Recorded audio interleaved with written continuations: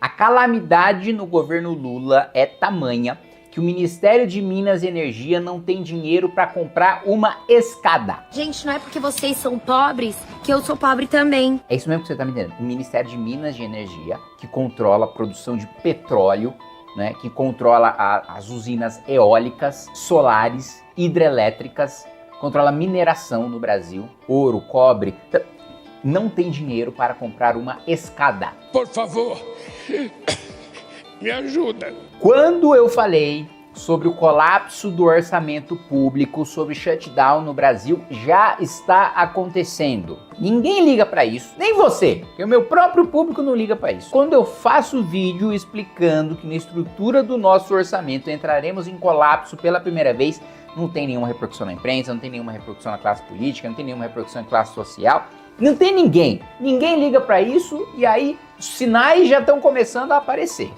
Aí quando tiver o colapso total, né, ninguém nem vai se lembrar que eu avisei, né? Mas eu vou estar aqui para ser o chato, eu vou fazer questão de ser o chato de falar, eu avisei e ninguém deu bola. Sério, de Minas Energia não tem dinheiro para comprar uma escada. Ele está em desconformidade com regras, né, dos bombeiros, eles não conseguem cumprir uma exigência dos bombeiros porque não tem dinheiro para comprar uma escada.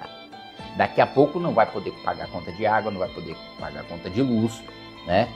Então, teremos servidores do Ministério de Minas e Energia trabalhando à luz de velas, né? Bom, a gente vai falar sobre esse assunto e também sobre o fato de que você vai ficar assustado a quantidade de servidores que está responsável por cuidar do gás do povo, do óleo gás, né? Que é o grande programa do governo Lula. Legado. Terceiro mandato do Lula, gás, vale gás. Qual que é o legado? O povo não tem dinheiro para comprar gás e o governo vai lá, faz conluio com algumas empresas, distribuidoras, para dar o gás. O povo que não tem dinheiro para comprar o gás, o povo é chicoteado com aumento de imposto, aí o governo pega esse imposto, deixa o povo sem poder de compra e compra o gás pro povo, o dinheiro que ele tirou do povo, coisa boa, né? Vamos falar sobre isso logo depois que você se inscrever no canal, clicar no sininho para receber as notificações, deixar o seu like e nós estamos aí com a vaquinha eleitoral. Se você quiser contribuir para minha pré-campanha, muito provavelmente sairei para o governo do estado de São Paulo, mas nós tomaremos a decisão final ali, como eu sempre disse para vocês, no final de junho, mas já estou em pré-campanha para o governo do estado, então se você puder contribuir com esse trabalho, inclusive para eu nos debates da televisão fortalecer o partido, falando do nosso número, falando da nossa chapa de estadual, de federal, então link aí da vaquinha estará na descrição do vídeo. O Ministério de Minas e Energia, como eu coloquei para vocês, não tem dinheiro para comprar uma escada, tem dinheiro para pagar contas básicas. Ele diz que o orçamento de 566 milhões não é o suficiente. E você pode falar, não, mas é muito dinheiro, é bizarro que não seja o suficiente. Aí, calma, né? De fato, falta dinheiro, porque é um ministério grande, é um ministério importante. E ele está precisando de 48 milhões de reais para pagar contas básicas, fazer adequações básicas, manutenção de infraestrutura básica. E você me pergunta, eu vou dar um tempinho para você adivinhar. Adivinha quantos servidores existem hoje trabalhando no Gás do Povo? É um programa nacional, né, que atende aí, milhões de famílias. Adivinha quantos servidores estão responsáveis, quantos servidores o Ministério de Minas e Energia conseguiu alocar para tomar conta de um programa que atende milhões de pessoas? 2. Ah, Lula! Tem 2, não é 2.000, não é 2. 2 servidores estão responsáveis por coordenar o gás do povo.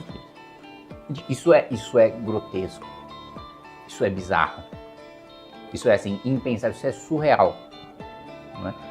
2 servidores para tomar conta do gás do povo.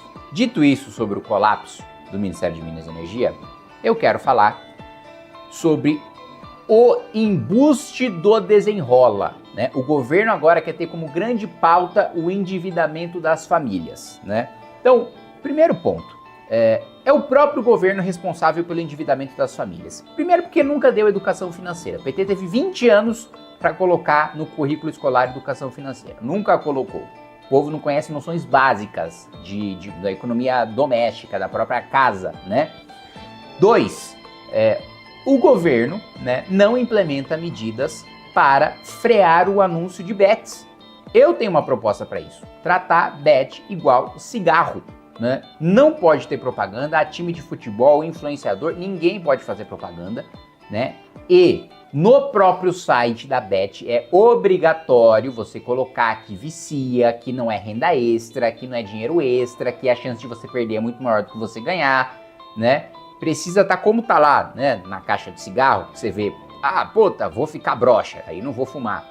Vou morrer, né? Aí não vou fumar, né? Então, da mesma maneira, deixar isso no site e proibir e fazer campanhas públicas na televisão, em vez do governo ficar gastando dinheiro patrocinando propaganda para pobreza menstrual na minha Twitch, para pessoas que menstruam.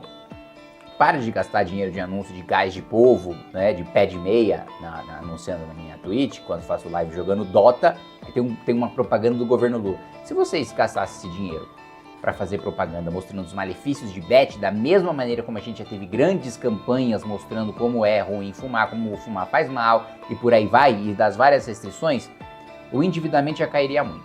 O Desenrola 2.0, aliás, o governo fez o primeiro Desenrola, 60% das famílias estavam endividadas.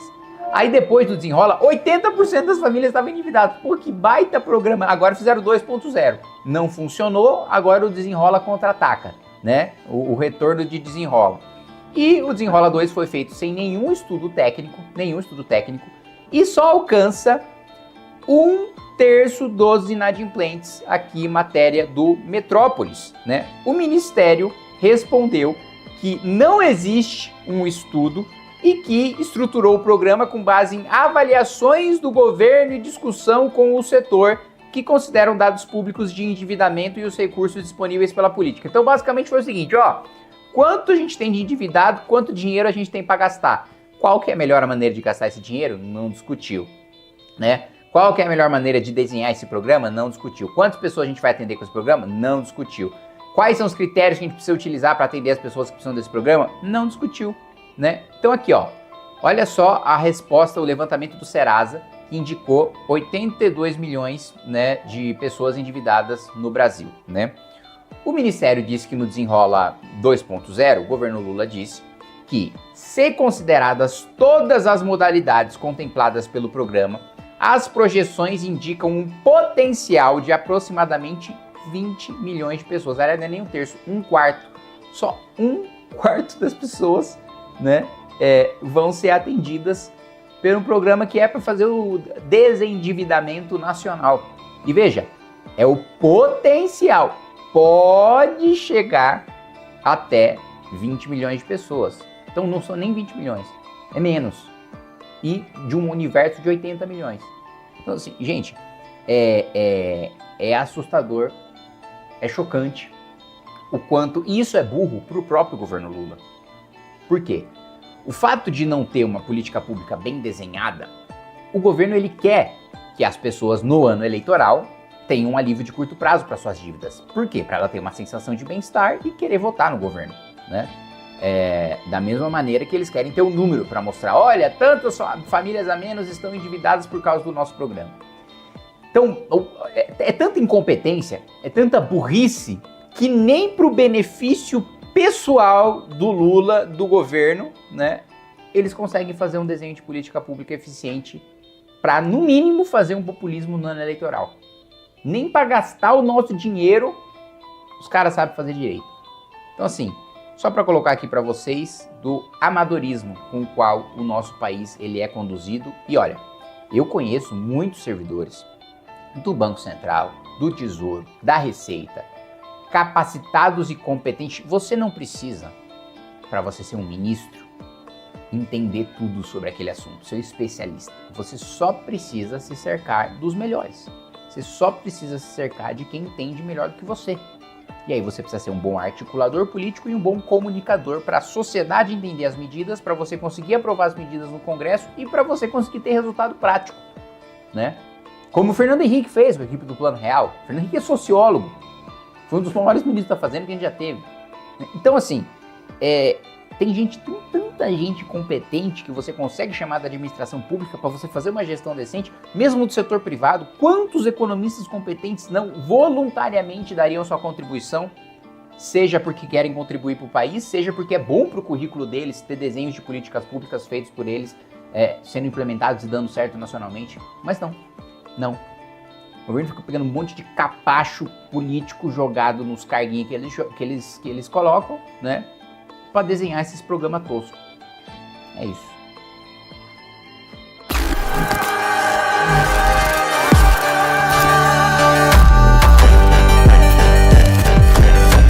Gostou desse corte? Comenta aqui embaixo.